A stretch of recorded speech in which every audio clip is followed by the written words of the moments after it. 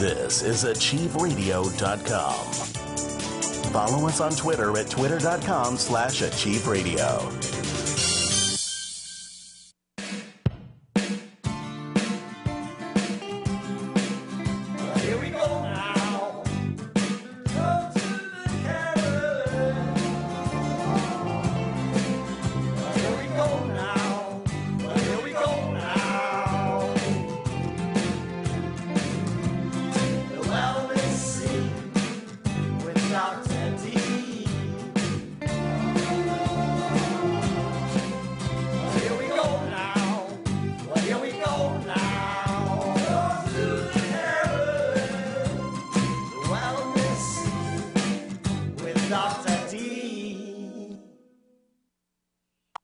Welcome, everybody. We're live with Dr. Carolyn Dean here on AchieveRadio.com. Thank you for tuning in this evening, or whenever you're listening to our podcast, you could be hearing this through YouTube, you could be hearing it through your internet computer, you could be hearing it from a podcast, you could be hearing it in an archive. The most important thing is that you're hearing it.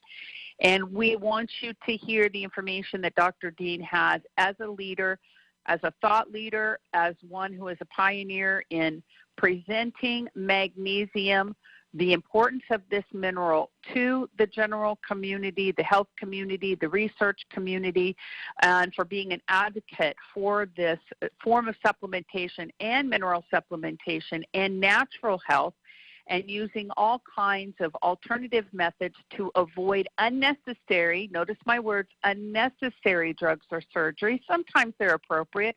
For the most part, you can use the nature's elements, you can use food, you can use lifestyle choices to forego all of that and to enjoy an incredible bounty of health, vitality, and well-being. That is the stand that Dr. Dean has taken. That is the person that she is. That is the energy that she radiates and emanates everywhere she goes. That is her whole joie de vivre, as they would say in France. And she not only embodies it, but she inspires other people to attain it. And that's what we're here to do this evening, is to tap into that energy, that aspiration, that information, and bring our own inclination. Because I'll tell you, you could be the wealthiest person on the planet, and what did they say? If you don't have your health, you don't have anything. And it is the thing that wealthy people are trying to achieve more than anything, is their own immortality, their own way to sustain their vibrance and vitality, and it's the same thing that everybody's trying to do. But you can't do it with money. You have to do it with wisdom. And Dr. Dean's got the wisdom for us this evening. So we welcome her again to the stage.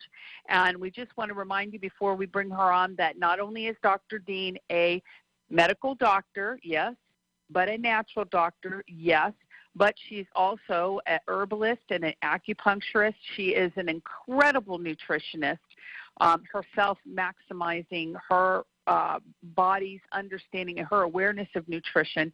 She's a lecturer, consultant, she's an author, inventor, and she's an entrepreneur. Not only did she write the book, but she solved the problem. And we're here to have her with us this evening, again, to tap into that information. And we welcome her again tonight. Oh, I'm picking up an echo. Welcome, Dr. Carolyn Dean.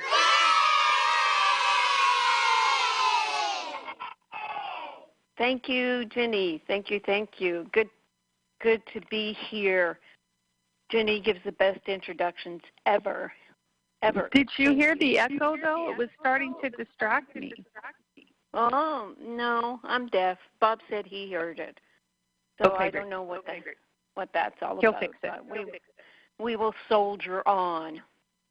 And what we start with is Jenny wrote a nice blog today, a very good blog about testing for and fixing a magnesium deficiency, because that's what we're all about.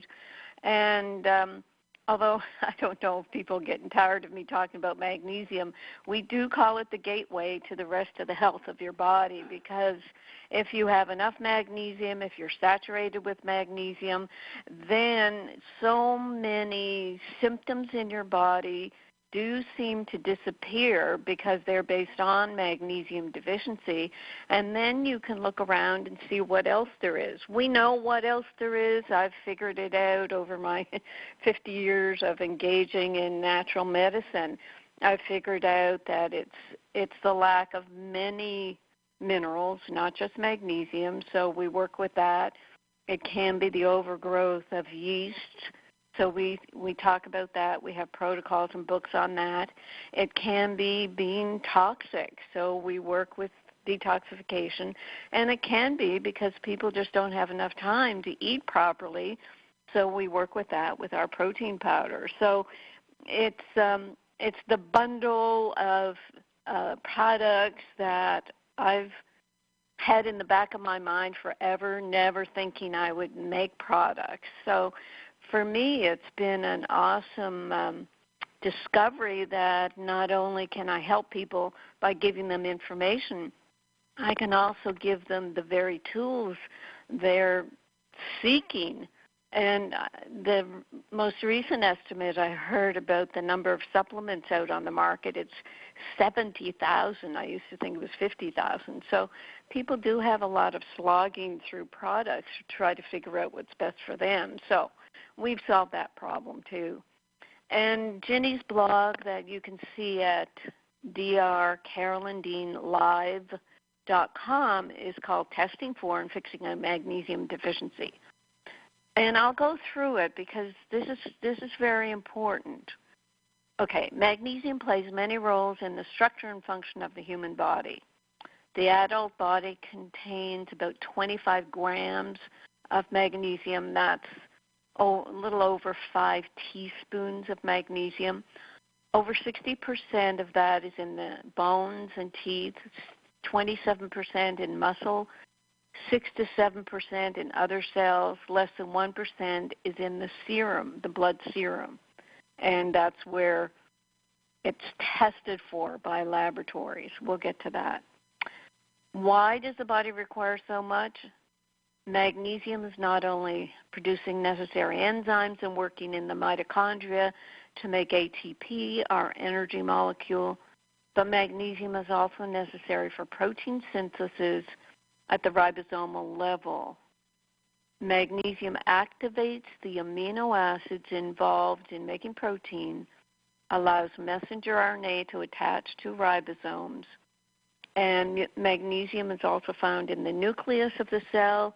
It's essential for the stability of the nucleic acids RNA and DNA. If RNA and DNA structure do not remain stable, you may have mutations in the codes and produce incorrect peptides, or none at all during protein synthesis. Energy for the production of proteins must come from ATP as well. Without magnesium available in many areas of the cell, protein synthesis cannot occur.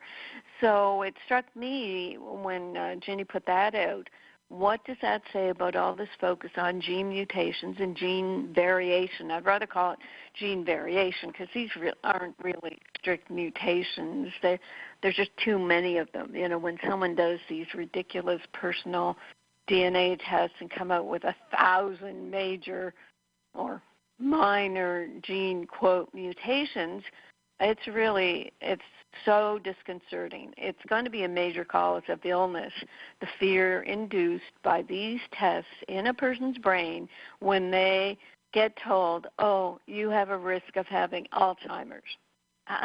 What are you going to do with that bit of information? You have a risk for breast cancer. Yeah. You have a risk for dozens of different conditions.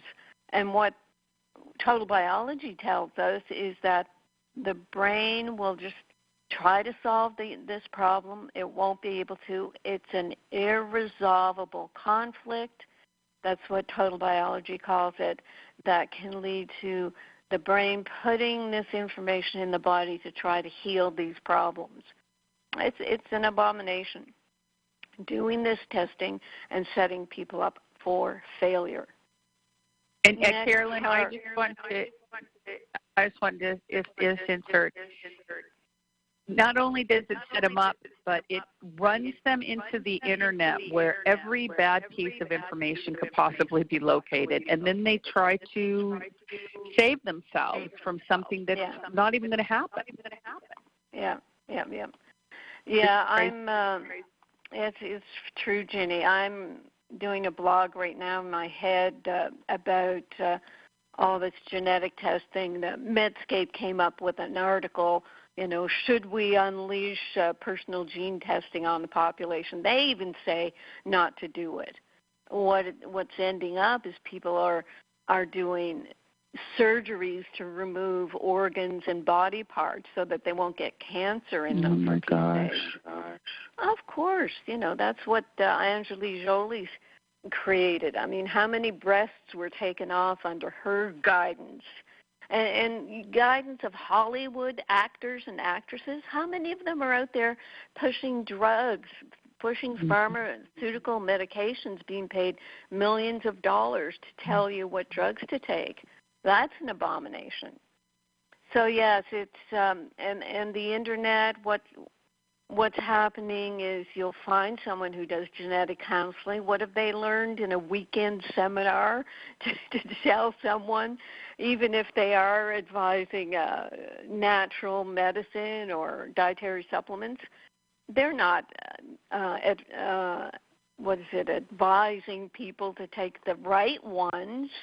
And we know the right ones are fully absorbed, picometer ionic, remag, remite, etc. So it's really going to be difficult for people to keep on top of this sort of information and be in charge of it, because all these so-called health consultants are setting themselves up. I mean, I see people who've been at this for a couple of years charging $500 an hour to tell people misinformation. Yes, I am frustrated, but my tears of frustration just clear the moat from my eyes. Is that what the Bible says, Ginny? There's a moat in your eyes, or is it a smote? It's a beam. A beam. It's not a moat. It's a beam. Oh, so I'm polishing the beam in my eye to keep focused and do what we're doing and try not to get so frustrated, because as I've said about genetics, I was in genetics biology, the honors program, and I wanted to isolate the stupidity gene and clip that out. Maybe we'd be a lot farther ahead if I'd stayed in genetics. So anyway, thanks, Ginny. Back to your blog. Yes. So magnesium is super critical, but how do you know if you have enough magnesium in your body to perform all the essential functions for human health? One way to be certain your levels are well within the normal range is to get a magnesium RBC blood test. If you are in a part of the U.S. or the world where you can take this action for yourself, please do. You can visit requestatest.com and complete their online registration, order the test, visit a local lab to have the procedure completed. But then, of course, as I do write about this in all my magnesium work, is the levels that they interpret, the range of magnesium that they place you in is dependent on the people that come to that lab.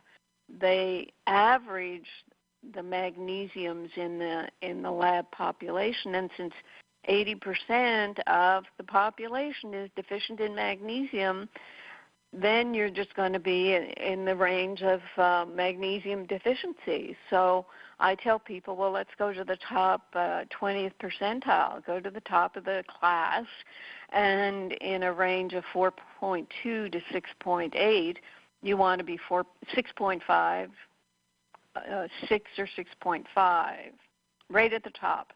And what's happened in the last couple of years since I've been talking about 4.2 to 6.8 is because magnesium deficiency is even more rampant, the range has dropped. People are more magnesium deficient, so the range has become 3.8 to, I don't know if it's 6.5, and that if I'm telling you to be 6.8, people are going to say, oh, that you're too high. So it's gotten pretty ridiculous but you have to sort of educate yourself about what exactly I'm talking about here. You want as much magnesium as your body requires. You want to be saturated. Okay, so Ginny goes on, a magnesium RBC test is a good test, but it's still not a perfect test because there are no mitochondria in red blood cells. Now what this means is the mitochondria are the little organelles where ATP is made, the energy molecule. 6 of the 8 steps in this ATP production in the Krebs cycle require magnesium. So these mitochondria will have most of the magnesium in cells. And if you have 1,000 or 2,000 mitochondria in your cells, then that's where we want to test. And there are tests that take scrapings from the inside of your mouth, and they'll test for minerals, and that can be helpful. But in the meantime, the RBC magnesium test is being used. We can't do anything about it, and we're happy that it's there instead of the serum magnesium test. And we'll have to wait until I kick up more fuss about the ionized magnesium test, which is the definitive test for the magnesium ions. And then Ginny goes on, another way to determine if you have enough magnesium is to pay attention to your body's performance and symptoms. By learning how to read the signs of your body, you can ensure magnesium balance and good health. Clinical symptoms of magnesium deficiency are physical signs that are clearly related to both its physiologic role and its significant impact on the healthy balance of minerals such as calcium and potassium. So what are these symptoms? Tics, muscle spasms and cramps, seizures, anxiety, irregular heart rhythm. They're among the classic signs and symptoms of low magnesium. Latent symptoms are present but concealed by an inability to distinguish these signs from disease states. Magnesium deficiency is not a disease. It's a state of the body that we are trying to overcome. Caused by low magnesium intake, prevalent in nearly all industrialized societies, these disease states can include migraines, insomnia, depression, chronic fatigue, among others. You can also determine if you're at risk for magnesium deficiency through your lifestyle. Dark-colored sodas contain phosphates. Phosphates bind magnesium, rendering it unavailable. Fluorides in toothpaste and drugs can bind magnesium, render it unavailable. Foods, caffeine, sugar, stress, prescription meds are all within your power to control and manage so that magnesium storage sites do not become depleted. And I'll just throw in here, not only are we only getting about 200 milligrams of magnesium in our diet instead of 500 milligrams that we got 100 years ago, we're only absorbing 30 to 50% of that magnesium in our food. Absorption is so important that absorption into the cells is much more important than what we're kind of talking about here, the blood test. That's absorption into the bloodstream or into the red blood cells. But even though magnesium absorption is extremely important, magnesium is very important for the body, we only get 30 to 50% from our food. I mean, to me that was a shocker when I read that. And that's, again, where REMAG is so far out of the box, being 100% absorbed, that that's why we really spend a lot of time talking about magnesium absorption and saturation, because we need more than 200 milligrams, more than 500. I had to take 1,200 milligrams of elemental magnesium ions, 100% absorbed, for over a year before I was magnesium saturated. Next paragraph from Ginny's blog. Aging is another factor in magnesium depletion. Older adults are particularly vulnerable to low magnesium status. And that can be because they're on so many medications. If you heard Dr. Andrew Saul last week, he was saying that the average number of prescription medications for seniors is at least 5, and some are taking over a dozen. So it can be the prescription medications, the stress, they're not eating properly, not getting hardly any from the diet. So the next paragraph, in addition, magnesium metabolism may be less efficient as we grow older, exactly, as changes in the GI tract and kidneys contribute to older adults absorbing less and retaining less.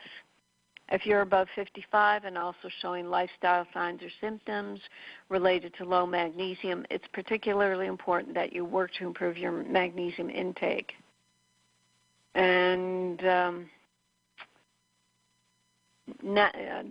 last paragraph, now that you know all the ways to determine your level of magnesium deficiency by a blood test or by your symptoms, it's even more important to know how to increase your magnesium saturation. The definition of the word saturation, Ginny sent this to me yesterday. Saturation, the state or process that occurs when no more of something can be absorbed, combined with, or added.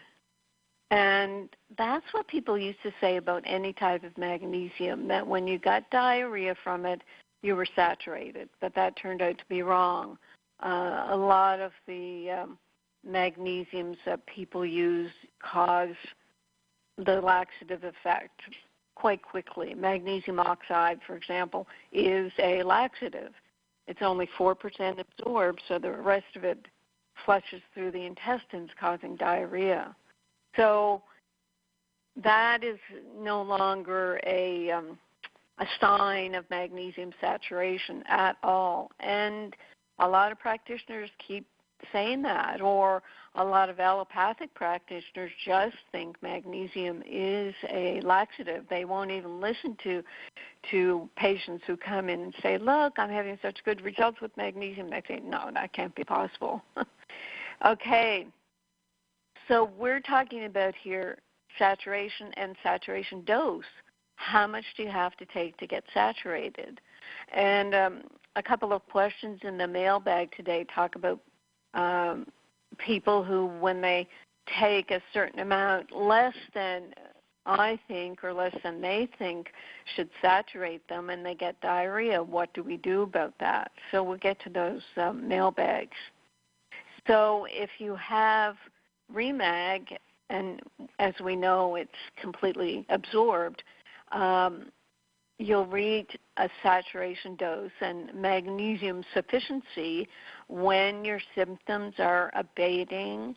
And in my case, this past week I've been experimenting with just taking 150 milligrams of REMAG a day, and I was okay for the first day and the second day okay, but even right now as I'm talking, my heart just jumped a little bit. So I know I still need the full teaspoon a day of magnesium, 300 milligrams. And I'm down from, as I said, I was taking 1,200 milligrams. I'm certainly way down from that. And I walk for 4 miles in the morning. I usually swim in half an hour a day. So I'm using up my magnesium in those ways. So I'm probably kind of playing with fire a little bit by taking only 150 milligrams a day. In fact, the next time Ginny talks, I'm probably going to go over and take a half teaspoon. Okay, so let me check with Ginny to see what else we should be saying here. Ginny, over to you. Okay, I think I don't know why my phone is echoing, but Bill says it might be on your end, so I don't know. Okay, I think the one thing we want to do too, Carolyn, is like, let's just take a scenario. If I were a person who had maybe some deficiency symptoms, like let's say maybe I had high blood pressure, or maybe I had, cardiovascular related things, maybe like you said, skipped heartbeats or something like that, heart palpitations. Those cardiovascular is a real natural place to start with magnesium deficiency. And somebody, let's say, gave me your book, because this happens a lot. People, they say, you need to get this book, or you need to read about this, and they get the book, and then they read it, and they're like, wow, I have this and this and this, and that has happened to me, and I do have headaches occasionally, and I have a lot of insomnia, and I got restless legs, and, my heart doesn't, skips beats and this kind of thing. Okay, so they're onto it with their symptoms. Do you think they should just get magnesium right away? Should they run out to Walmart and get magnesium? Should they wait and get an RBC test? What do you think they should do from there?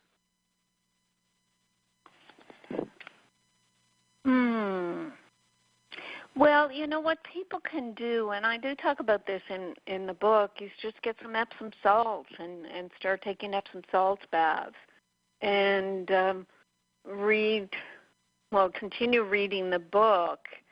And hopefully in the beginning of the book I talk about don't get inferior magnesium products that will give you the laxative effect, because that's certainly a huge turnoff for people. And sure, we'd like them to start with Remag, but if they want to start with something that's really mild, that is the Epsom salts bath, and that can help anybody being transdermally absorbed. They're usually not going to get any laxative effect. It will help bowel movements, because the magnesium itself being absorbed throughout the body into the intestinal muscles that line the intestinal tract, the colon, the tube through the intestines. If the muscles in the intestinal tract are relaxed, then the waste proceeds through with peristalsis very appropriately, and you can get less constipation just by doing Epsom salts baths. Parents tell us that that happens to their kids all the time. So you can start with Epsom salts, and then really put your thinking cap on and think, well, maybe I should take Dr. Dean's Remag, because if it's 100% absorbed compared to something that's 4 to 20% absorbed, then whatever else I take is 1/5 of the dosage and effectiveness of Remag. So it just makes sense to work with Remag. That's what I'd say, being an entrepreneur and all, but also knowing that the people that get in touch with us, they will say, why didn't I take Remag immediately? Why did I try all these other things? But, that's our mission in life, to educate people about taking the right form of magnesium. So they start taking the Epsom bath, and then what about the sea salt water? Well, that's going to be really important, too, because once you start taking oral magnesium or minerals like in our Remite, you need enough water to help the minerals get into the cells and perfuse the cells with this mineral solution to do the work. And we came across that pretty early on, where people would say, I love the Remag, it makes me feel good, but I also feel dehydrated. I think people even said they might feel a bit constipated. And we just said, well, how much water are you drinking? And they're not drinking enough. So it was the hydration, and then with the sea salt, that just gave us another way to get more minerals into people, because good sea salt has 72 different minerals, and you want everything that you possibly can. And we have to realize that sea salt, it was a really important commodity in ancient times. It was used as currency at one point. So people know the value of sea salt, and all this business about, if you have any sort of heart problem or kidney problem, you shouldn't have any salt. Well, doctors are talking about table salt, which is just sodium chloride, which throws your other minerals out of balance. We're talking about sea salt, and we refer to the Salt Fix by our new best friend, James. I got to look him up to find the pronunciation. James. It's Dr. Nicolantonio, right? Yeah. And we've asked him about being on the show, and he actually says he's writing another book, and he's just so busy he can't do shows. So anyway. That's the situation with extra water and the sea salt. Very good. Excellent. Okay, now the next thing is, are they going to get an RBC test? Do you think that's necessary, or how do you feel about that? Well, I'm not that keen on a lot of blood tests, and if people are expressing all kinds of symptoms of magnesium deficiency, then just do your Epsom salts, get your Remag, and start taking it because you're expressing magnesium deficiency. I did start to say for people who are on medications that maybe they do have to look into their blood levels and kind of prove to themselves and maybe their doctors that they're in low normal, but some doctors, unfortunately, they'll look at the blood test and it'll be the 3.8 to 6.5 or whatever, and if they're 3.8, the doctor will say, well, you're fine.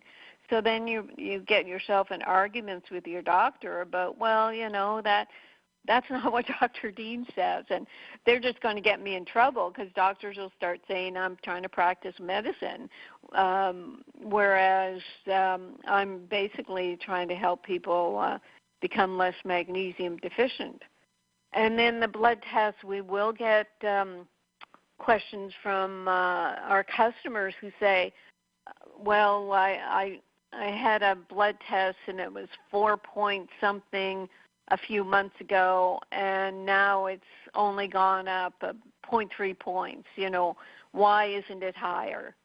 And I think that particular email, it might have come through today, the person is only taking 1 teaspoon a day. You can't hope to overcome a magnesium deficiency that's causing you a lot of symptoms if you're only taking less than the RDA, the recommended daily allowance of magnesium. So it's a matter of how much you're taking, as well as what are your symptoms.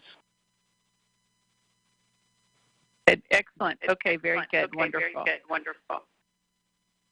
Okay, I think that's good. So we've got the understanding about how to start and then accomplishing the saturation. Right.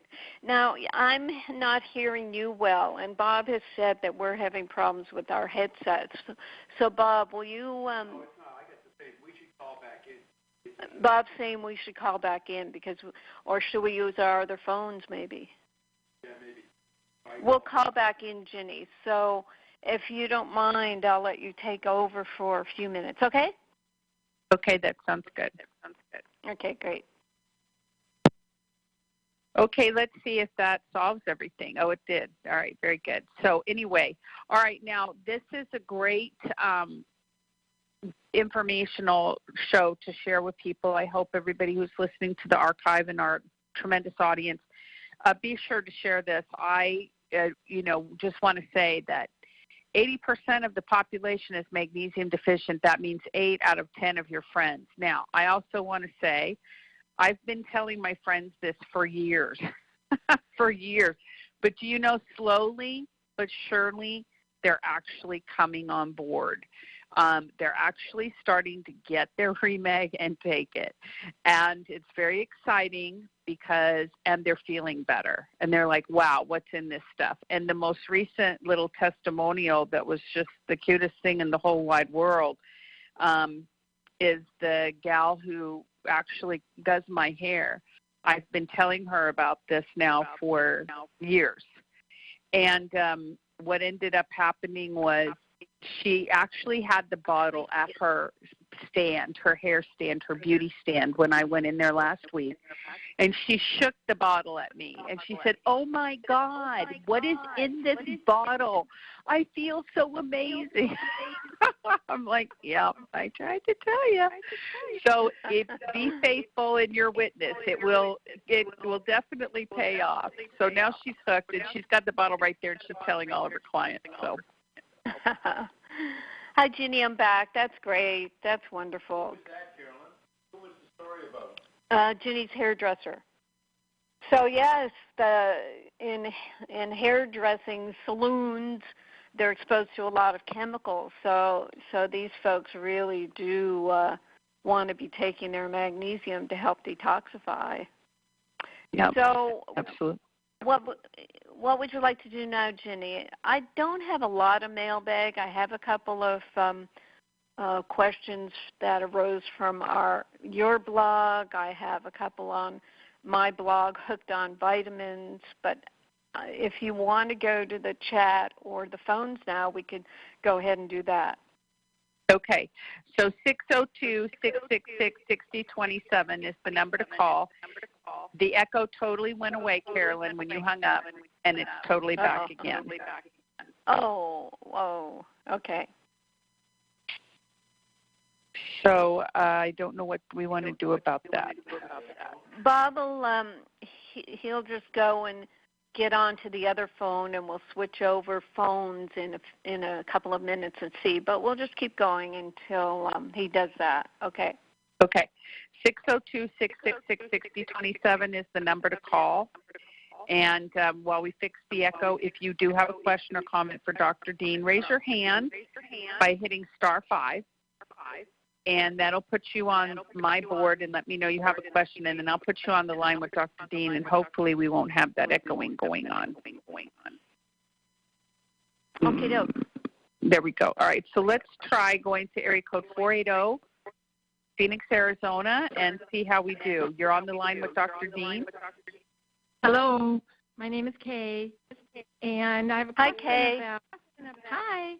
Hi. I'm taking the Remide and the Remag. I have now for about a month, or maybe 6 weeks. Anyway, what I'm wondering about is, and I feel better. I feel much better. Thank you. And I take thyroid in the morning because it's supposed to be on an empty stomach. Then I take iodine, and then I take the Remag and the Remide in the water with salt, like you suggest. Is there spacing of waiting in the morning for one of these or the other to really have a deficiency? How long between your thyroid and the iodine? About 10 minutes. Right. I know some people say that you have to take iodine separate from everything. I never. What kind of thyroid are you on, Kay? It's bioidentical. I have it in a compound pharmacy. It's T3 and T4 made for me. So yeah, right. Well, personally, I never worried about that sort of spacing. If you think about your thyroid itself, it does require minerals. You've probably read what I wrote about Remite. 9 of the 12 minerals are necessary for thyroid hormone production. And so I don't think there's a problem. I would wonder about the iodine you're taking. How much iodine are you on? Well, let me see. It's 3 drops, and on a 5-drop, suggests the bottle. Let's see. What does it say here? 5 drops is 1,000 mcg. So I'm taking less than that. Right. you're getting about 700 mcgs, and I mean that doesn't sound like a lot, but the RDA is 150 micrograms, and it certainly isn't a lot. It's just kind of a 1 milligram, and the people who are doing high dose iodine, they're recommending 7.5, 50 even, or 12. So it's low dose, but you see what you'll read in my Remite book is that when you take more iodine relative to the other 8 minerals that your thyroid needs, you push them into a relative deficiency. So does that make sense? Because iodine is kind of at the top of the chain of chemical reactions. So you put the iodine in, you create a reaction, and that next chemical needs selenium in order to go to the third step. And if you've got so much of that chemical that requires selenium, all of a sudden you've used up all your selenium, and it's not busy doing its other jobs in the body. It's busy taking care of this extra iodine-induced chemical. So based on that sort of common sense physiology, I'm really not keen on high-dose iodine. And anyway, that's my reasoning. And what you may find as you're taking the Remite, certainly it only took my body 6 weeks for me to start feeling that my thyroid was getting extra activated. I was on 60 milligrams of Armour thyroid, and I started to feel a little sped up. My pulse was a little elevated, and I felt a lot warmer. So I just I should have weaned off my Armour thyroid, but I just stopped it, and I felt fine ever since. Good hand and feet temperature and all the rest of it. So that's what you can, probably look forward to. But get my Remite book. It's Remite and Recalcia. That's the title now. And it's at drcarolyndeanlive.com. And just read my explanation, what I just gave you, but probably there's more detail, and you can sit and think about it, okay? Okay, because that's so even though I still have cold hands and cold feet all the time, and I've been on thyroid for 20 years or more, and it could be that I was magnesium deficient until, I've been taking magnesium supplements, but as you're just pointing out many times that I probably wasn't absorbing as much as I should have or could have. Right. And so now with the Remite or your Remake, maybe this will start to take care of itself. With my because I'm glad you're taking bioidentical. That's helpful, but the thyroid needs more than just T3 and T4. There's the T1 and T2. There's a whole lot else going on. And, when we make the assumption that, let's just replace this hormone, we haven't got a clue what else is going on in the body. We've made a huge assumption. And what seems to happen with people whose body is just kind of waiting for the right building blocks, when you present the right building blocks and don't overdo one or more of the minerals, take them all and put a nice low potency. And the thing about the Remite is they're 100% absorbed too. They're in their mineral ion state, so they're going to be well absorbed, and they're going to do their job, which is to make thyroid hormone, as well as so many other things.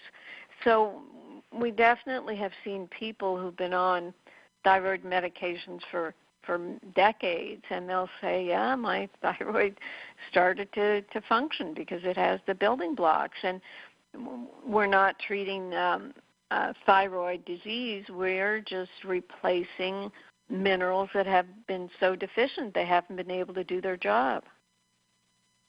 Okay, that makes so much sense. Right. Okay.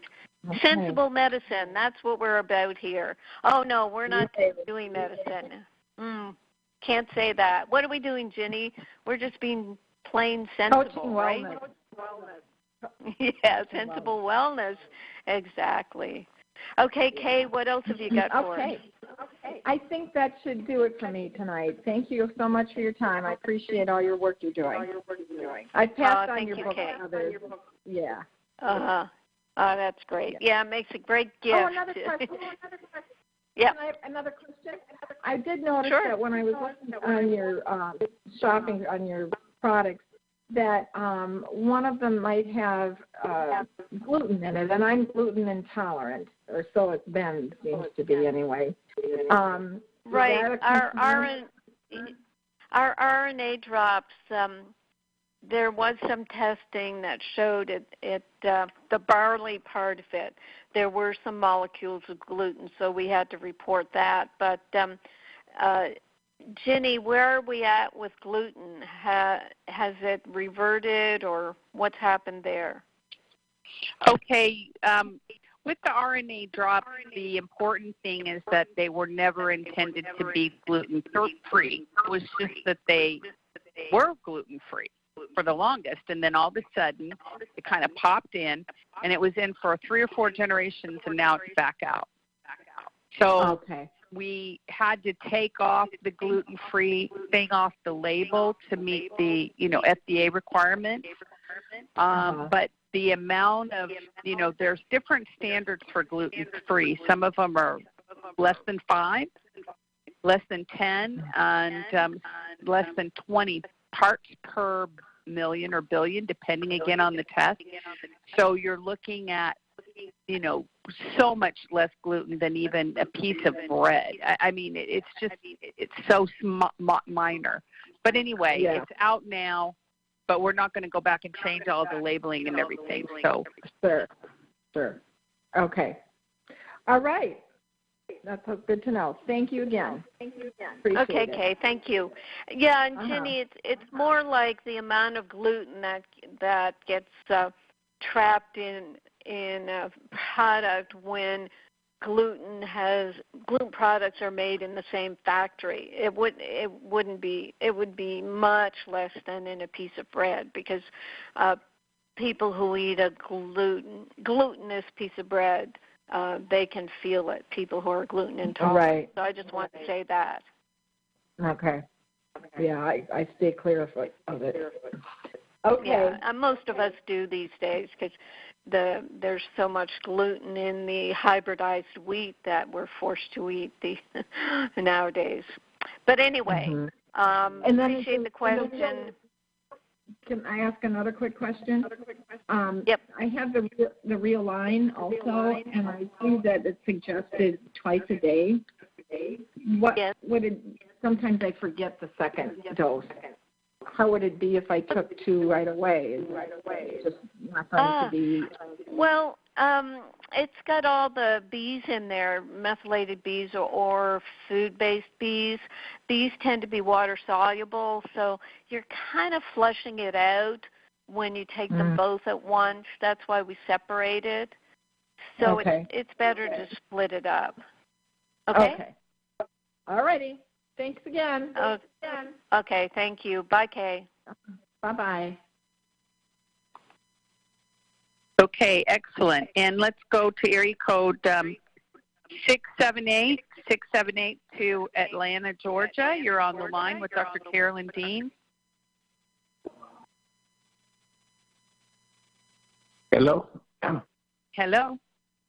Oh, hi, Dr. Dean. How are you doing? Doing great, thank you. What's your first name? My first name is Michael, and I'm in Atlanta, Georgia. Mm-hmm.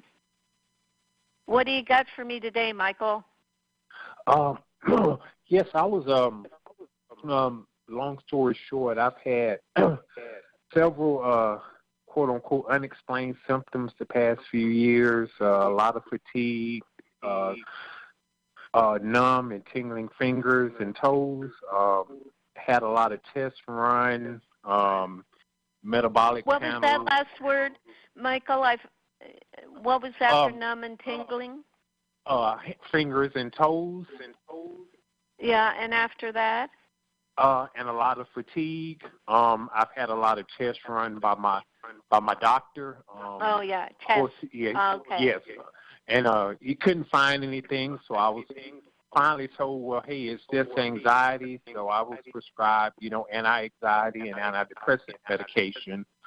And so, I was reading a couple of blogs before I came upon yours, and they said, well, try, see if you have a B12 deficiency or a magnesium deficiency. So I had the B12 test done, and it was normal.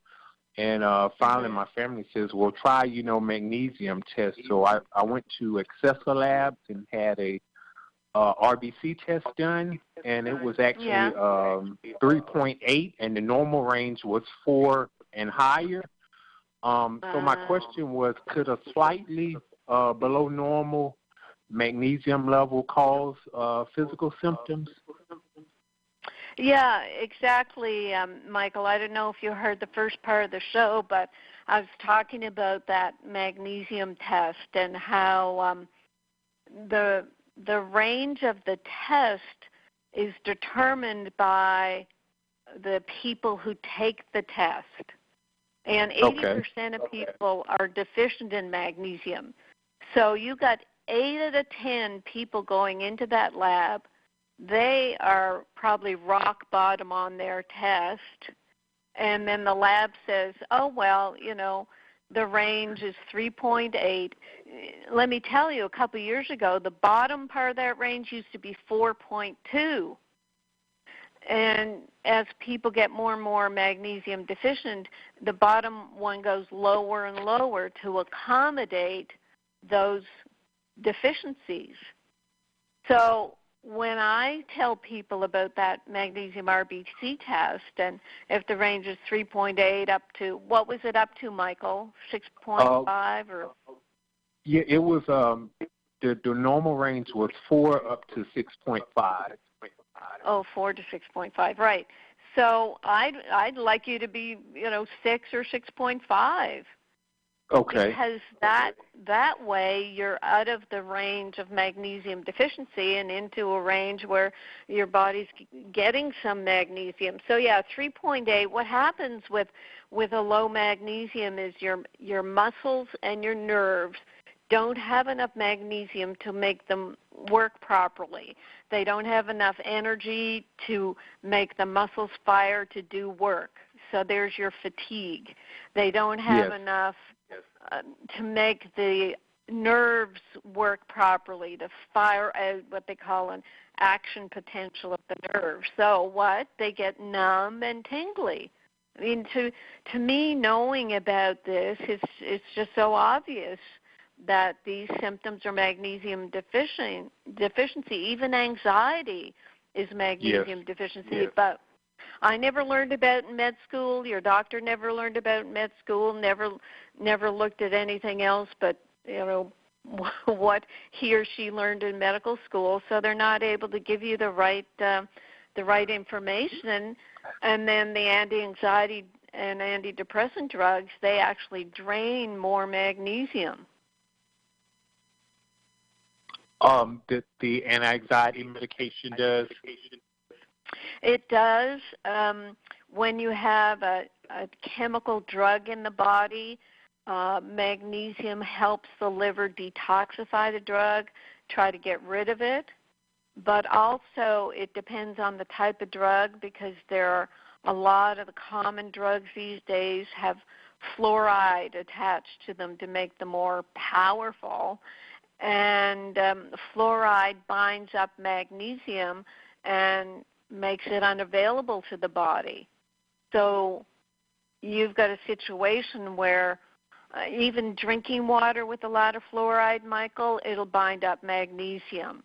So it makes it hard for the body to get enough. What's the name of the drug you're on? Zoloft.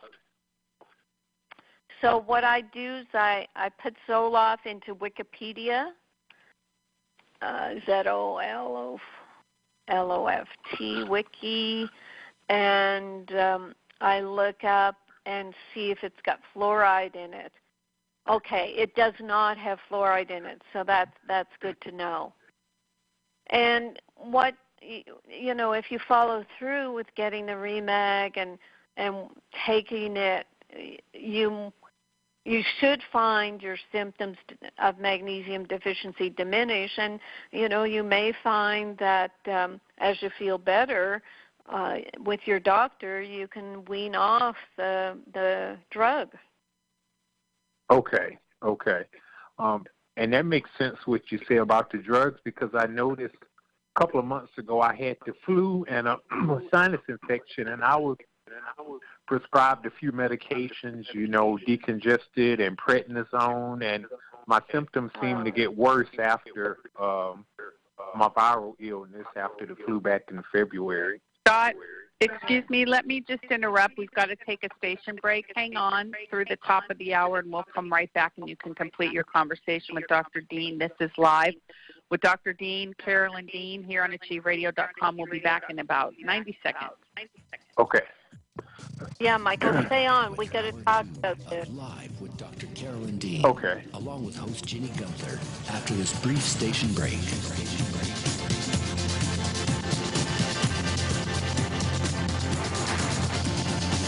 You can also get updates and resources online by visiting drcarolyndean.com.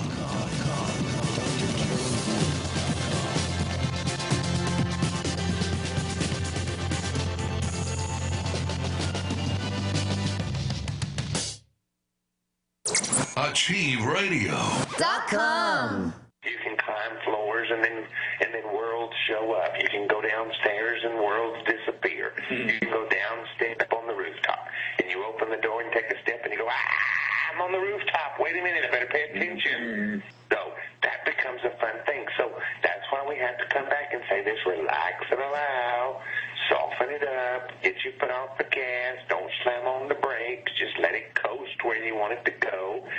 Soft and be easy about all this, and stop making a great big huge thing out of great big nothingnesses, because the nothingnesses are serving you very well. You like this blissful place of not caring, because now you care so much about everything that you've got yourself in a position where you don't really care about anything. Good. It's wonderful. Thank you. We are happily, easily ready for more in your experience. Psychic radio, holistic radio, spiritual radio. This is AchieveRadio.com. Follow us on Twitter at twitter.com/AchieveRadio.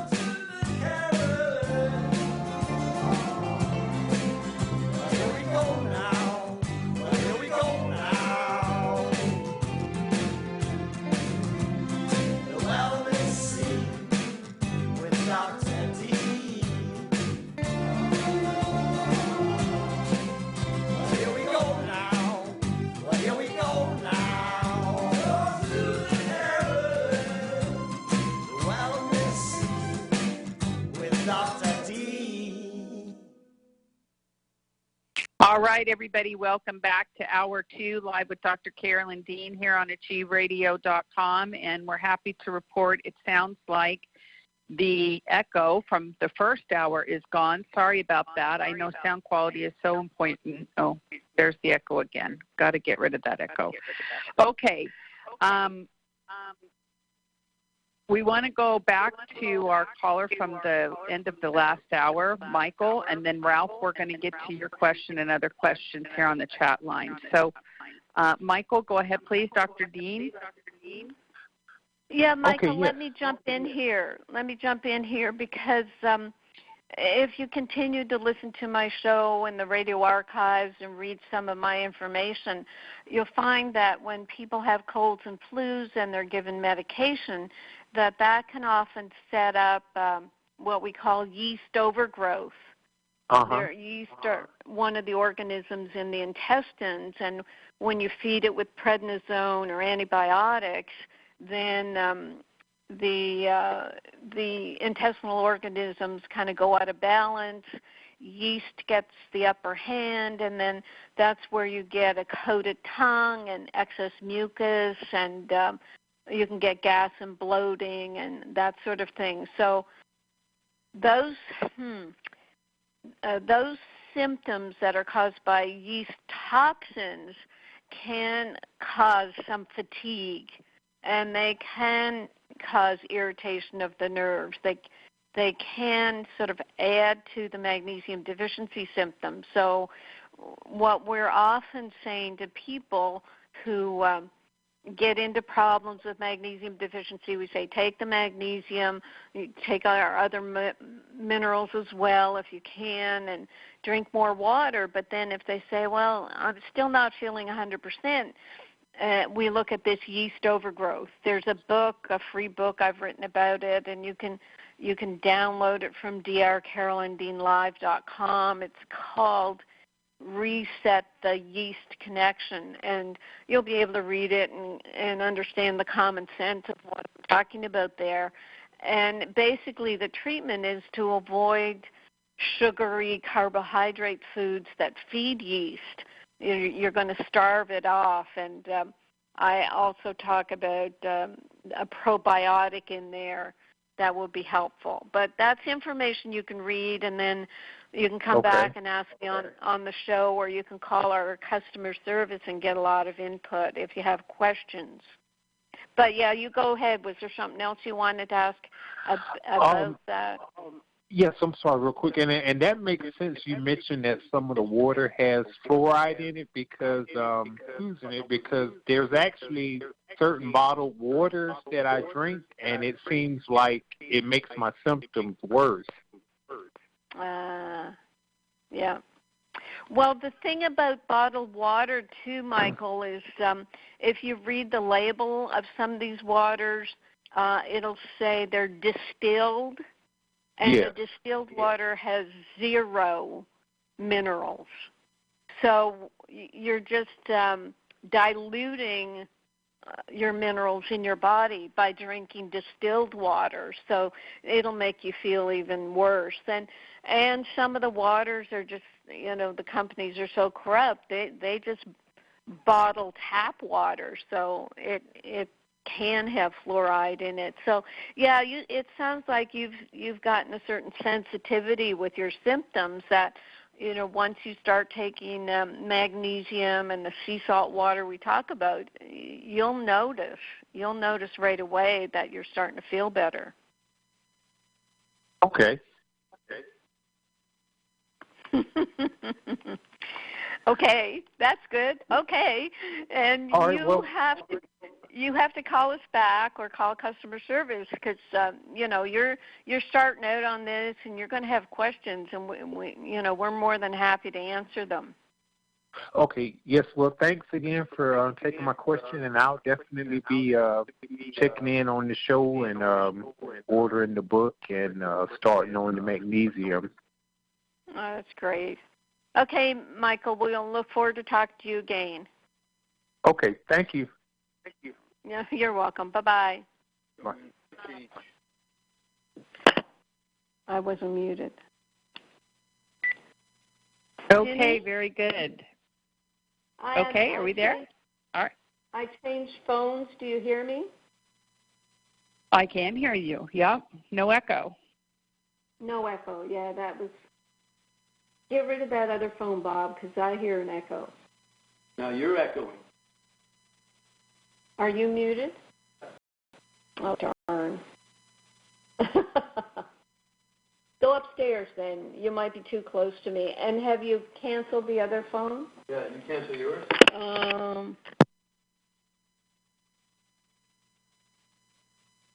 Are you there, Carolyn? Okay, very good.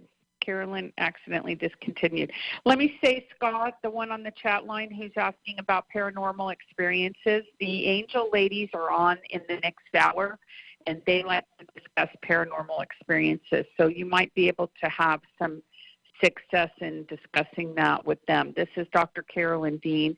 She is a naturopath and a doctor, and she does health and wellness and vitality questions here on her show. So I'm not sure that would correlate to what you're asking. And she'll be right back here on the line in a few.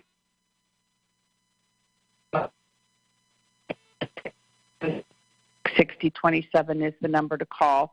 If you do have questions or comments for Dr. Dean, we'll put you on the line with her as soon as she gets back on and the phones get situated. And I know this has been an ongoing thing, so probably just have to have her throw those phones all the way out, you guys, and scrap that phone situation altogether. It's very, very annoying.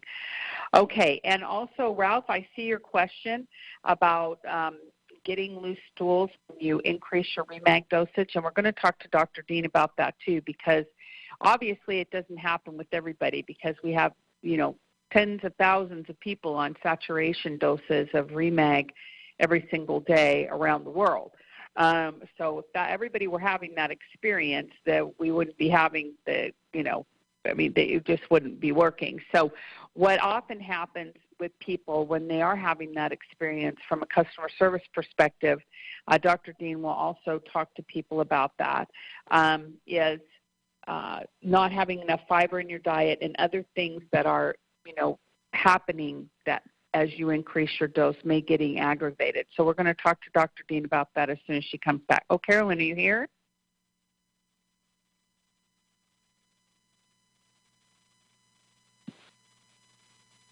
Are you here, Carolyn?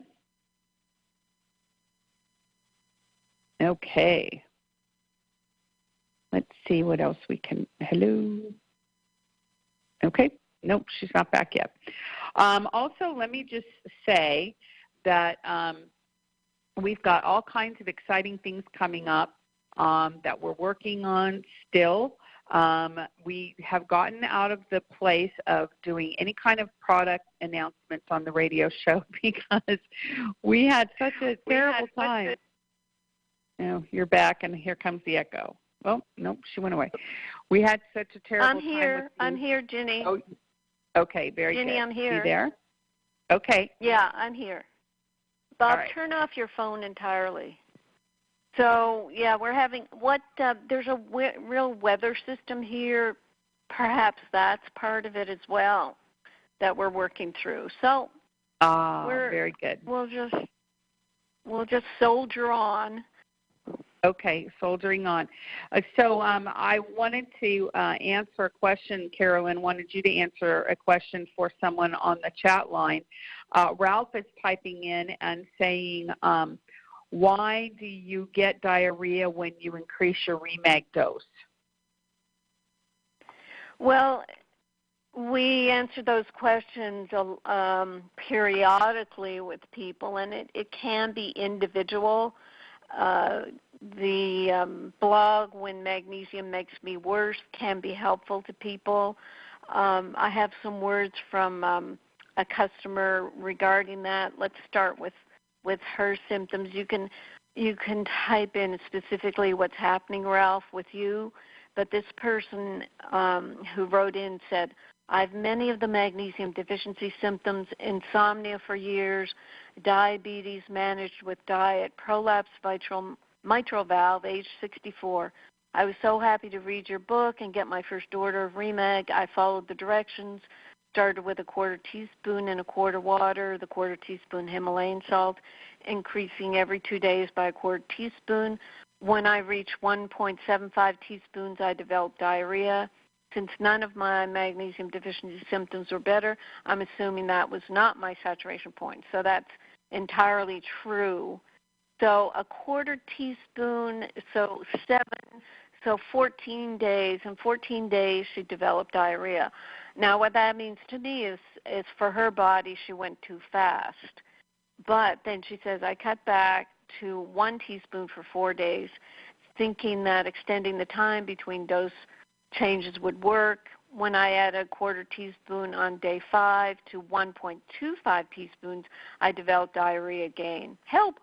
I really want to experience success with magnesium. So what we do there, and we can't put it on the label, and as Ginny said, I did hear you say, Ginny, that so few people experience these loose stools, although it seems like a lot do, because every week we might address someone with it. But if you phone up customer service, we'll tell you straight off to add psyllium seed powder to your regime, so that you get some fiber in your bowel movements, get some fiber in your diet, which will kind of slow down the peristaltic action of your intestines. It'll help absorb the magnesium if, for some reason, that 1 1/4 teaspoons is kind of overloading your cells and ending up in your intestines. So part of it may be that it's too soon to take that much magnesium into your cells, and that extra is going into your intestines. That may be why it really works for people who cut back and even start with 10 or 15 drops. 1/4 teaspoon is 30 drops of REMAG. And what this person is doing, I won't give out names, but anyway, what she's doing is correct, to cut back and then kind of even slower start up again. So if 1 1/4 teaspoons is causing a problem, just do 1 teaspoon and maybe do it for a week until your cells catch up with what you're trying to get them used to. So it's adding psyllium seed powder, anywhere from a teaspoon to a tablespoon, and a few ounces of water. Shake that up, drink it. Drink another 4 ounces of water after that. That's all described pretty well. You have an FAQ on it, don't you, Ginny? Because I do describe it in the yeast book. But you can get in touch with support at RNAreset.com and get the specifics on how to do the psyllium seed powder to slow up this acceptance of the magnesium by your body. So did Ralph say anything else, Ginny? I think that's good. And very good. Somebody typed in milk of magnesia can be good for clearing the system, but that's not exactly what we're talking about, right, Carolyn? Right. Milk of magnesia is a laxative. We're trying not to be laxative with magnesium. Absolutely. Okay, wonderful. All right, very good. 602-666-6027 is the number to call. Questions or comments for Dr. Dean tonight. If you're on the line and you'd like to talk with Dr. Dean, you've got to hit *5 on your keypad. Now we've gotten rid of that echo. We can motor through with a million phone calls tonight. Wonderful, wonderful. And have your great discussion with Dr. Dean. Again, 602-666-6027. And, of course, we do take questions on the chat line here at achieveradio.com. Carolyn, we don't have anybody raising their hand, *5ing right now. And I think we're clear on the chat line. So let's go to mailbag and see what else we've got. Okay, so the blogs I did since last week, one of them was Hooked on Vitamins. So let me go to that. And those blogs you can find on drcarolyndean.com. And I think I did one, I probably did I do 6 teaspoons of sugar a day for kids last week, Ginny? I don't believe so, no. Mm-mm. Right. So, this was I should have, because it was April 1st, and we did the show on April 2nd. So let me go to the next one. It's about calcium. It's calcium without magnesium hurts the heart. So this is actually the Salt Fix PhD, Dr. James D. Nicolantonio, who's written a paper called Decreased Magnesium Status May Mediate the Increased Cardiovascular Risk Associated with Calcium Supplementation. So this is the I think, the first paper that I've seen, besides all the ones I've written, that says, yeah, people with too much calcium get heart problems, but it may be because of magnesium. So that's a long title, and I translated it saying, taking calcium supplements without magnesium can increase heart disease risk. It's a good article if you want to give it to people who are on calcium and they think that calcium is important, et cetera, because what's happened lately is doctors are starting to say don't take any calcium, but they're not saying why, and they're not talking about magnesium. So that is a good paper and supports.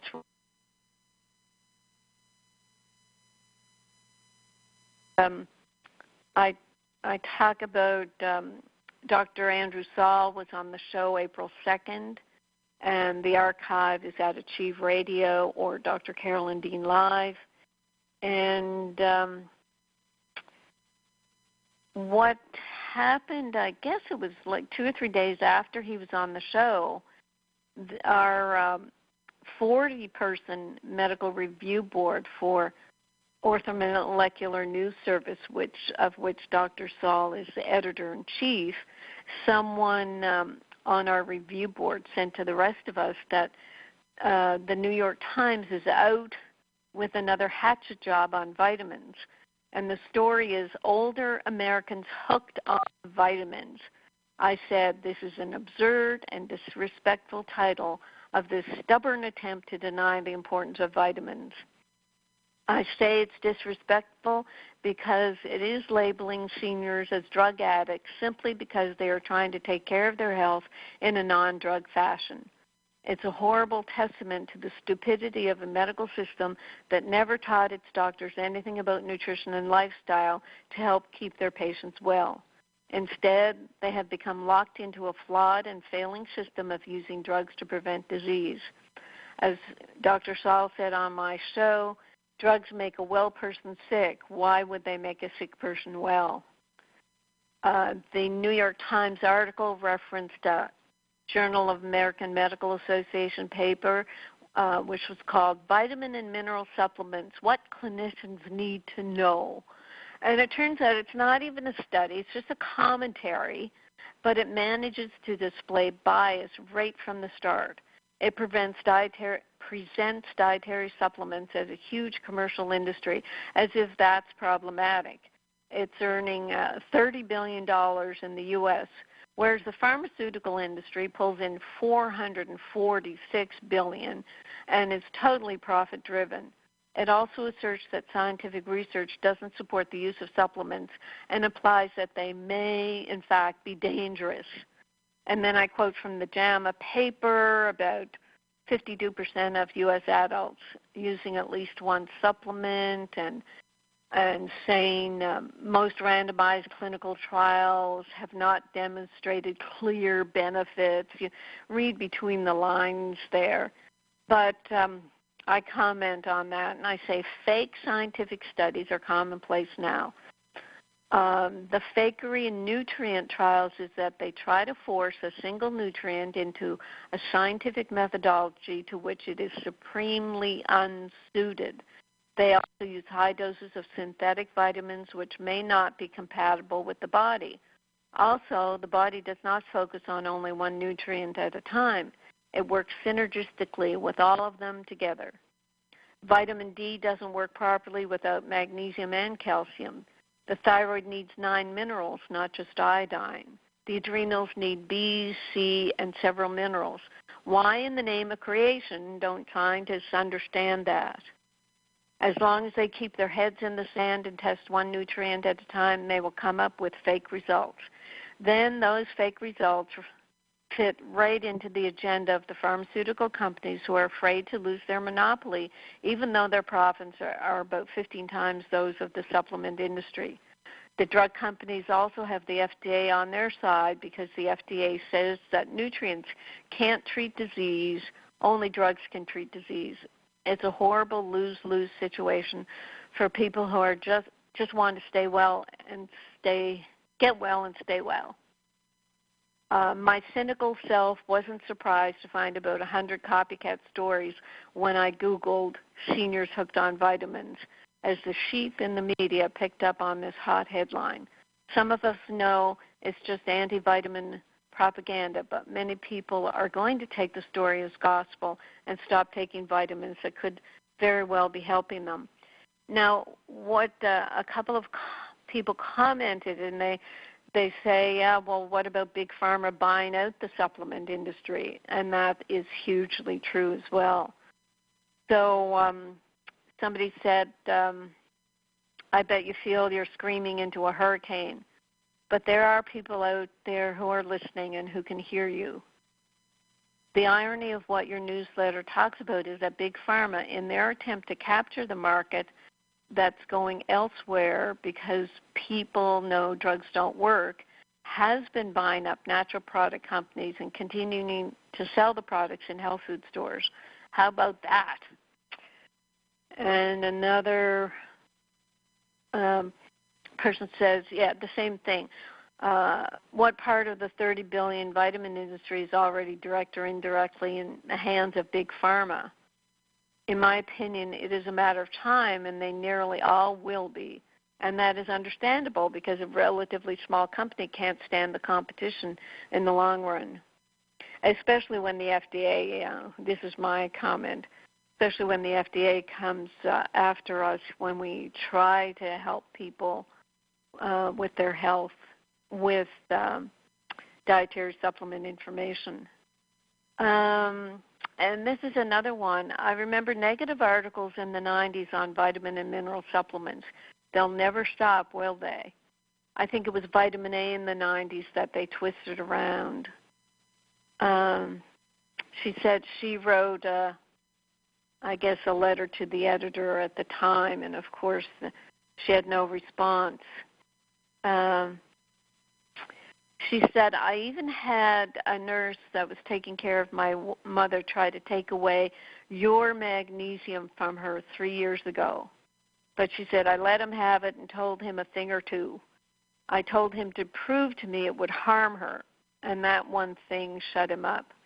Anyway, my mom lived 3 years longer than she was told by Dr. God, and I attribute that to your 100% absorption of magnesium. She probably would be alive and aged 105 by now if I was there at her side all the time to remind her that taking it was a daily activity, not just a few times a day. I'm keeping your email to share with those clients I have that will no doubt share this latest fake news. And then she says, I think we just called it lies in the 80s and 90s, not fake news. So that was a pretty heartfelt response. I'm going to turn over to Ginny and see if she's got anyone for me before I continue on. Okay, very good. Let me just do a couple follow-ups, yes, because I do have phone calls. 602-666-6027, again, is the number. And if you have a question or comment, just hit *5. So I do have callers that are waiting to talk with you. And also, I just want to follow up. We've got a couple comments on the chat line as well. So let's take our phone call, and then we'll do our questions. All right, Carolyn? Sure. Okay, area code 703. You're on the line with Dr. Carolyn Dean. If you could give us your name and then state your question or comment. Hi, my name is Christine, and I've been taking Remag and Remite and Reline and Recalcia since November of 2016, so I've been taking it a while. I recently, and the dosage is about 2 teaspoons of Remag and Remite a day. I recently went to my regular general practitioner and had a magnesium test, which I know you don't recommend, but the amount. The reading was 2.2. The reference range was 1.6 to 2.3. So I was thinking about cutting back to a half a teaspoon a day. I should say one teaspoon, so half a teaspoon twice a day. And in terms of my health, I still have excessive burping after meals. But I do eat a lot of raw vegetables, raw vegetables, and I've been losing hair on my scalp. It's not, I don't think it's any worse, but hasn't come back yet. My question has to do with the magnesium level. Sure. Well, it sounds like, Christine, and correct me if I'm wrong, that this was a serum magnesium test that you had? Correct, yes. Serum, plasma. So, right, yes, plasma. So, I mean, we can't be sure that your serum looks kind of saturated, but we don't know if your cells are saturated. And if you're still if you think you're having magnesium deficiency symptoms, I wouldn't cut back, but you might have heard me say earlier that I'm down to a teaspoon a day, and if I take less, then my heart will jump. If it's hard for you to know what your magnesium deficiency symptoms are, it is hard to adjust. You really can't go by the blood tests. What I would say is with scalp hair, I would, if you're just going to go back to 1.5 teaspoons, use that other half teaspoon to massage into your scalp, and do that, a couple hours before you wash your hair or something. We've had a lot of people who've said that their hair growth resumed after they did REMAG massages on their scalp. I don't know, the FDA probably wouldn't like me telling you that, but I'm just saying what other people have done. Oh, wow, that's really interesting. Thank you. Right. The other aspect of hair loss, it's got to do with thyroid, but if you're on 2 teaspoons of Remite, that should be supporting your thyroid. Another thing about scalp hair loss can be yeast overgrowth. The yeast toxins can kind of clog the follicles, hair follicles, so you might look at yeast overgrowth. Well, I've done your yeast protocol, a couple of times, but I still have whiteness on my tongue, and so maybe I just need to do it more. But I really have tried. I've taken diflucan, not recently, but I've tried many different ways to get rid of the yeast, and I still have to scrape it off my tongue every morning. Right. So there's still some yeastness there. Are you on when you say lots of raw vegetables, what's your fruit intake? It's usually maybe 1 apple or half a banana a day. It's not a lot. I put it in a smoothie. So the raw vegetables are in a smoothie. Oh, okay. So it's not a lot of fruit, so you're not really feeding the yeast with carbohydrates. Correct. Once in a while I'll have a glass of wine, which I know will it's sugar, there will wine, but... Yeah. What about your stress levels? I take adrenal support. Stress level is it's manageable. It's not real high, but it's not gone. Right. I do other things, meditation and running, to try and reduce stress. Right. It's interesting. I mean, I don't know if I've said this to people before, but with yeast, there is a total biology conflict with it. It sounds like you've worked with this. You've tried many things, and I'm wondering about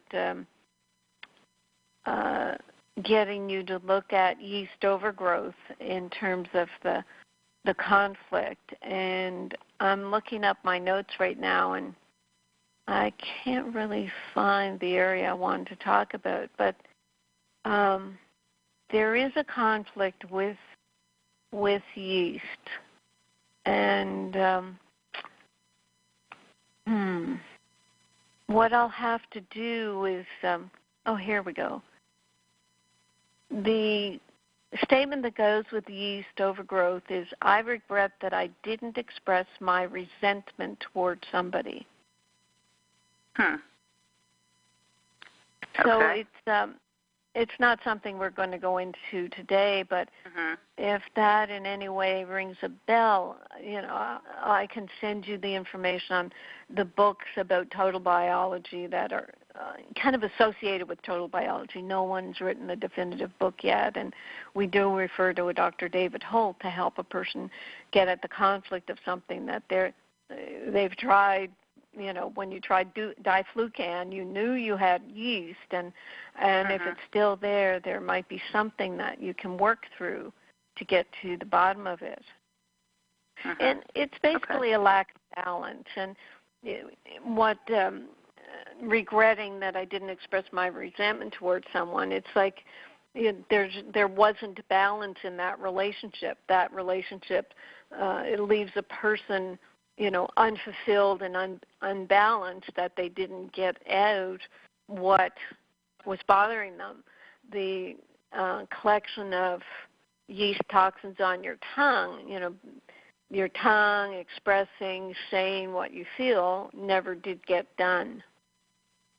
So that's how I would extrapolate that. You could send your request to support at rnareset.com. Ginny will send you the information on the books and how to look into total biology. Okay? Okay, great. Thank you. You're welcome. Yeah, it's just another thing to explore. It's we do a lot on the physical level, and when I see how much someone has worked on the physical, it's like, well, what do you do? Just be stricter and stricter and more antifungal and more this and that. But no, let's look, why the body thinks yeast may be helpful to you. It's not necessarily a bad thing, but it's kind of trying to tell you something, I'd say. Okay? Very good. Thanks. Okay, Christine. Thanks for calling in. Bye-bye. Appreciate it. Bye-bye.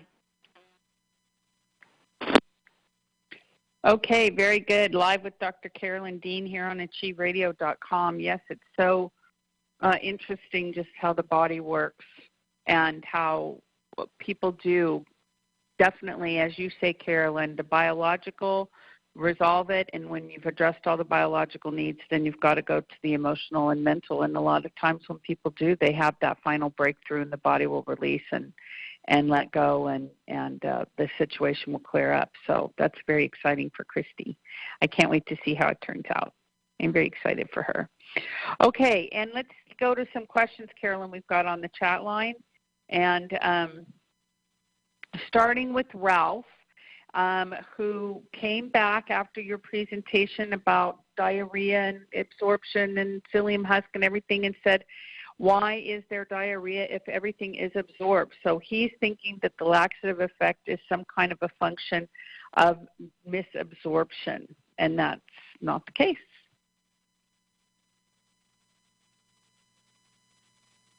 Carolyn?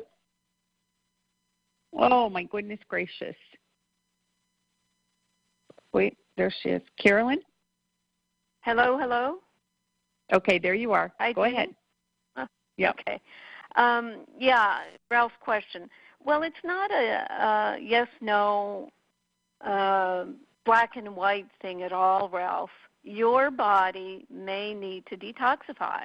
And when you take magnesium, then you can detoxify by having a skin rash, or your tongue can be coated, or you can get itchy, or you could have diarrhea. And I don't know enough at all about you to know if your body's trying to detoxify.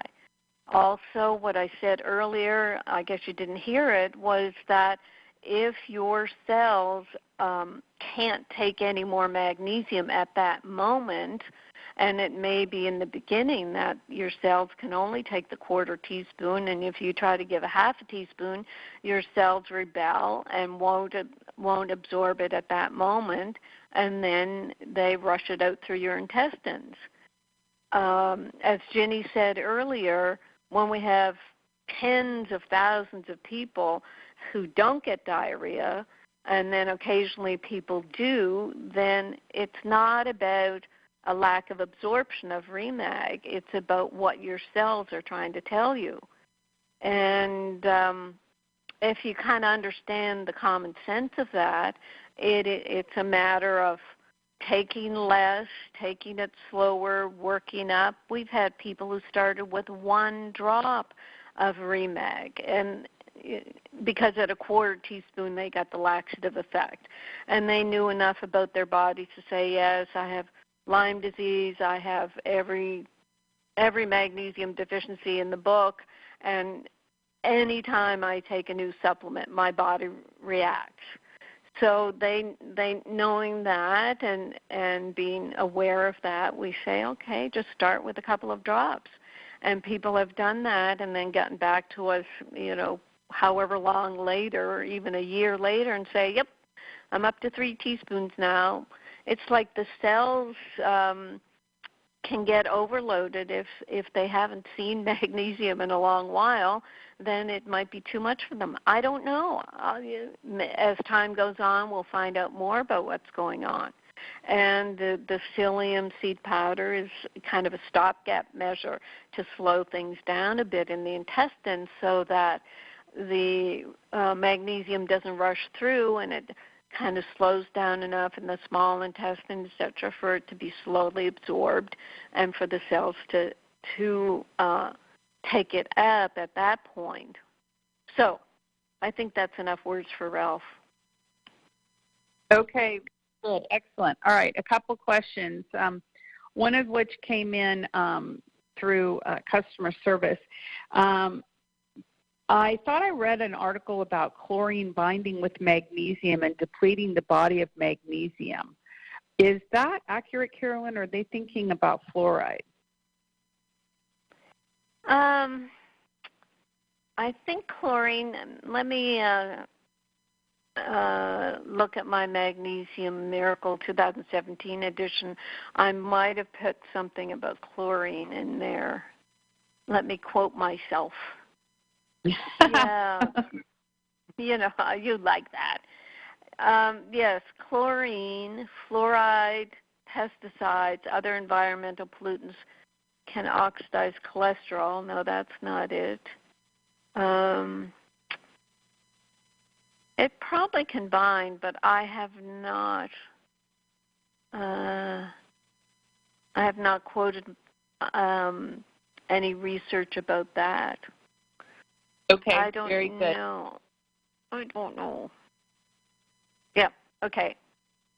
Okay, I mean, that would be awkward if you were swimming every day in a pool and you're swimming around and the chlorine's binding up all your magnesium. That would be like floating in a big pool of fluoride or something. I mean, do you think that, you know what I mean? Well, what you would do there is just take more magnesium. Okay, Okay, very here good. it is. I looked it up. Magnesium and chlorine do not share electrons. They do not form a covalent bond. So it seems that magnesium and chlorine do not bond together. Okay, So very good. So they don't bind. Correct. Okay, excellent. Very good. Excellent. Oh, wonderful. All right. And then let's go to on the chat line. Okay. VJ types in, I love what I'm learning here. My granddaughter just recently turned 12 years old. She's 5 feet 9 inches tall, and her bra size is a double G, and hands that are large, feet size, woman's 10. I dare say her hormones are affected by the foods that she is eating. She weighs 140 pounds. She is an avid ice skater and in great shape. What can she do to stop growing? Her parents are talking to her about having a breast reduction when she is finished growing. She binds her breasts when ice skating. Her breasts get in the way of her fast up in the air turns. Thank you for your input. Well, I can't possibly input into that question. What can she do to stop growing? I mean, I would have no way of knowing that, but I would get her pituitary checked out to see if she's producing extra hormones, because that for age 12, that is pretty pretty excessive growth. So I would check out her pituitary. Very good. Excellent. Shane typed in, hi, Dr. Dean. Last week you said you changed your Realign product. Is there, when did you do this? Is there anything else that changed in the product besides the niacin? Also, if you were a man with a family history of heart attack, would you take extra niacin to maintain cholesterol levels? I heard Dr. Salk talk about this one time last week. Right. Ginny, you can say when that new formula came out. What happened is over the years, in the hello? Yep. Go ahead. Yeah. In the beginning of the Realign formula, I tried to get all the methylated and food-based vitamins I could.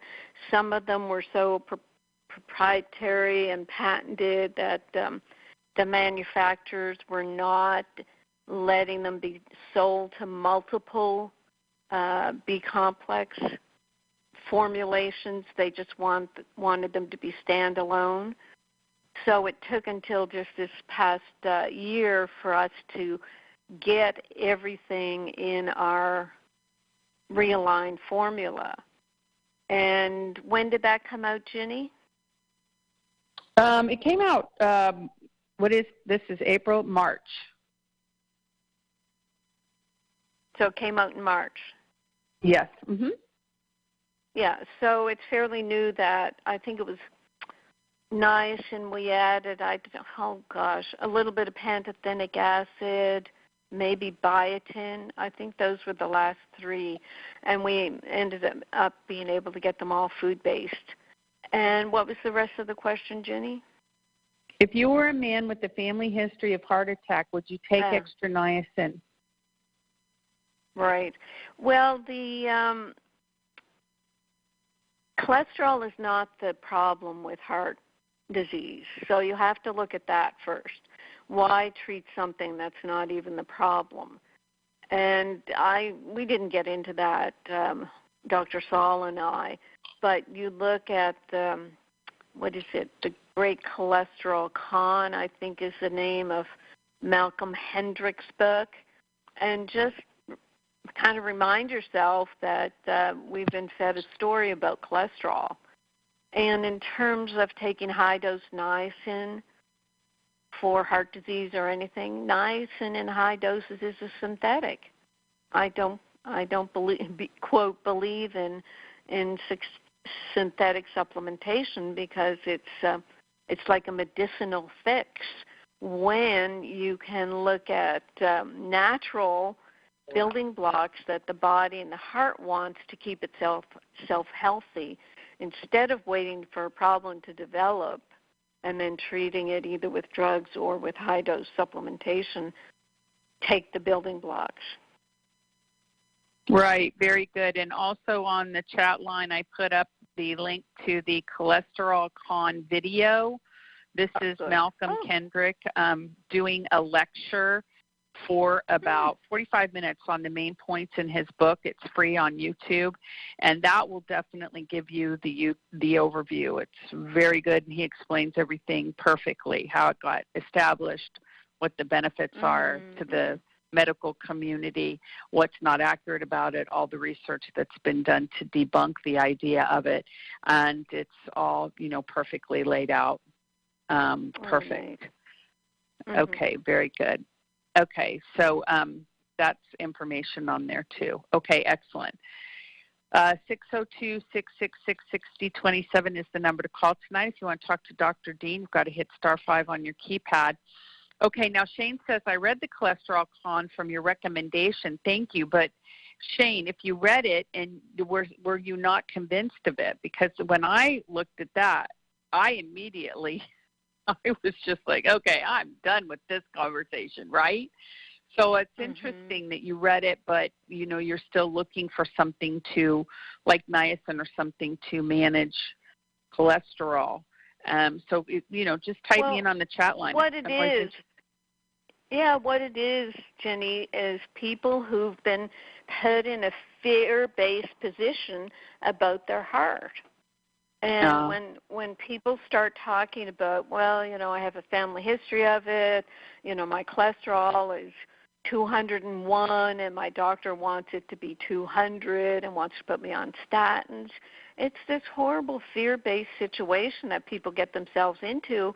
And if you make the mistake of talking to your relatives about it and say, well, no, I don't want to take statins, they go crazy, trying to force you to take these drugs because they don't want to have to deal with someone who's got a heart condition, little knowing that the statin drugs, the Lipitor one, has fluoride in it. So as soon as you start taking that, it's going to deplete your magnesium, and then you end up with high blood sugar and blood pressure, and then you're on your 5 or 6 heart drugs. So it's a fear-based position. And I've often sent people not only to Barb Schultz for nutritional counseling and input, but also to Dr. David Holt for total biology input, that you are not your ancestor. You do not have to say to yourself, well, that's how my dad died, and your eyes are just filled with the death throes of your ancestors with these conditions, and you put that on your body as your future, and it's horrible. Yeah.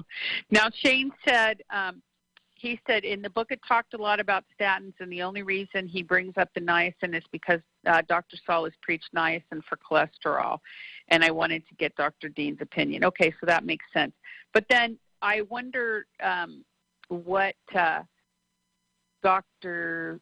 Saul is, is that what they're thinking? They're thinking like cholesterol is the problem, so take niacin versus looking at magnesium deficiency and the electrolyte imbalance in the heart for heart rhythm issues. Is that kind of where they're off on that? So they're trying to solve the cholesterol issue. They're not looking at mineralization. They're trying to solve the cholesterol issue. They're breaking the heart down into all various aspects. But if they've bought the story that cholesterol causes heart disease and they're trying to stop people from taking statins because of the side effects, they'll say high-dose niacin, whereas that's what I call green allopathy.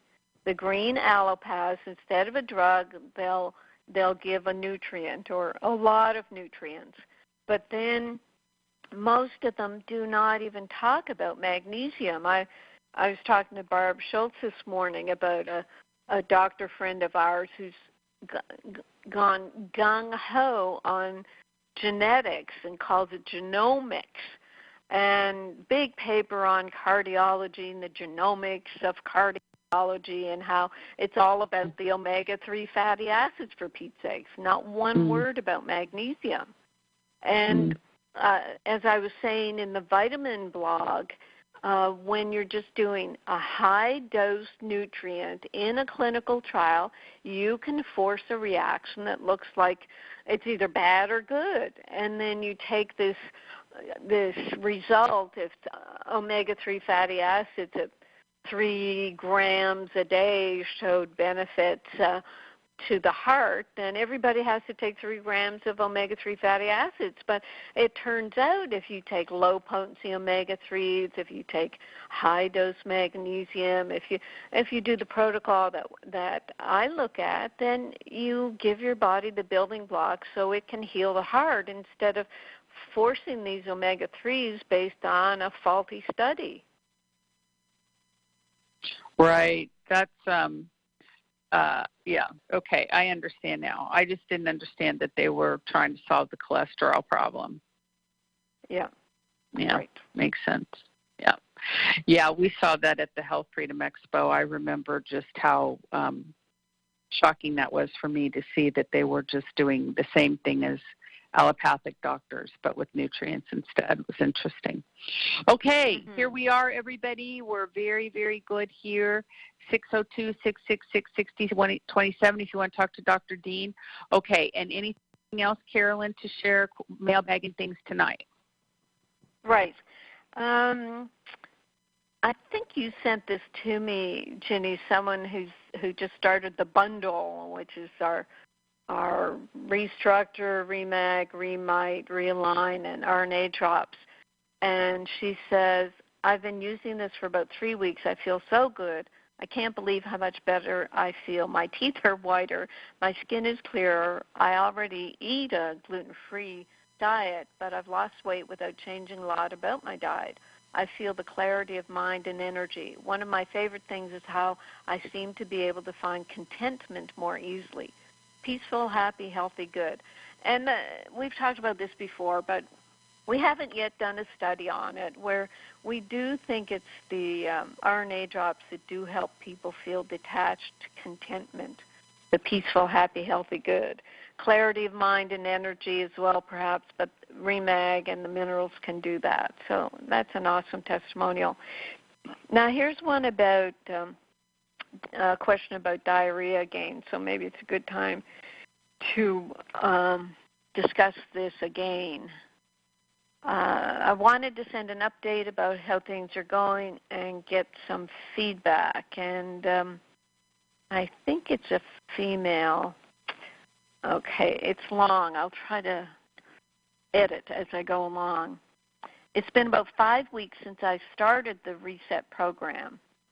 After talking with Melody Rose, I ordered psyllium powder and bentonite clay along with the antifungals. So this is for our diarrhea issue. I started with a half teaspoon of each, the psyllium powder and the bentonite, with a water chaser, which stopped the diarrhea immediately. I also had my period at the same time.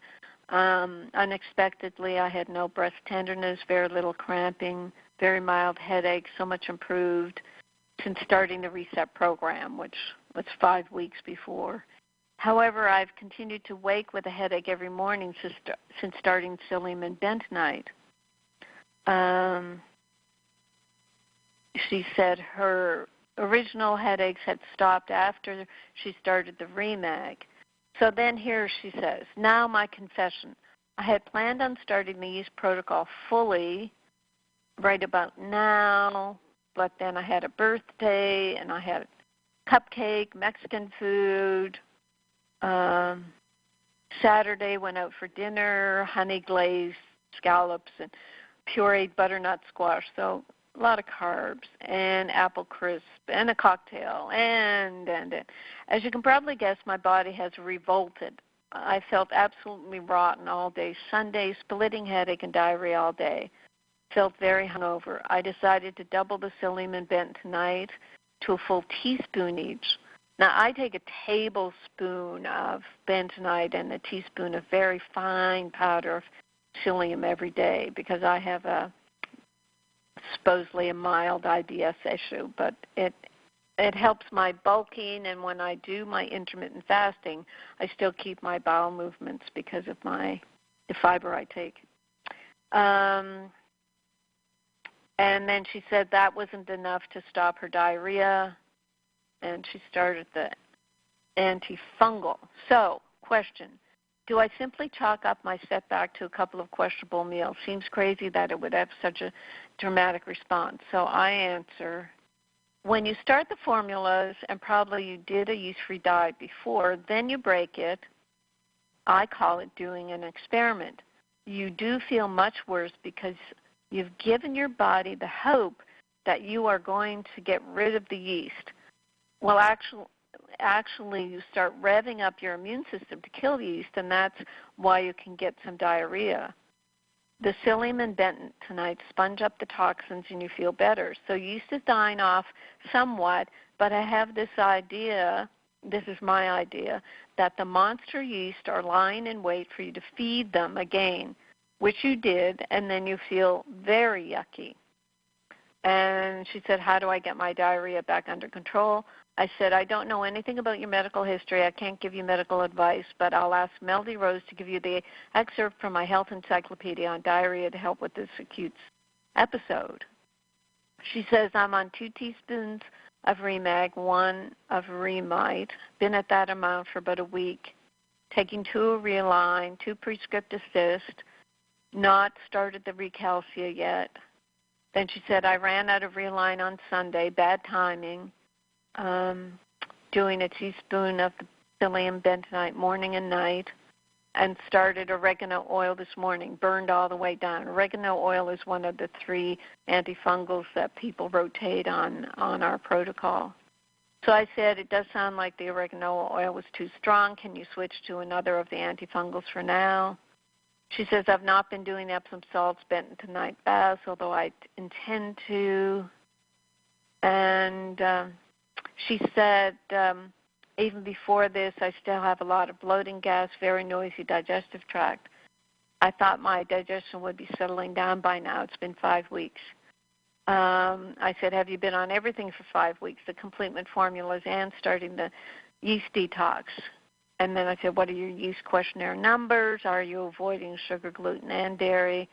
It could be a lot of things that you're changing and shifting for your body to adjust to. And then she said, I reread the yeast book a couple of days ago. It sounds like the die-off symptoms last from a couple of hours to a few days, but it's been weeks. Is it still die-off? I don't feel like I've been in bad shape before starting. Now I feel I'm a mess. I can power through it, but I don't want to be doing something to my body that's harmful. And I said, exactly. Since we don't know you, we have to insist that if you feel there's some underlying symptom that has come up that doesn't sound like what I talk about in the yeast book, you should see your doctor. And I said, some people can have an H. pylori infection, and it flares up when you try to do a detox. You may have to be tested for that. Please keep us posted. So that's a big question to end on. Maybe we'll pick it up from there afterwards. How do you know when something else is happening? Thank you, Bill. Thank you, Ginny. Sorry, people, for the horrible whatever. Till next time, so long, and thanks for all the fish. AchieveRadio.com. So if the merging of your chip body is taking place with your meat sack body, okay, from slipping in from your mystery landscape, the new apps that are coming on your P-pods, those new apps then are telling you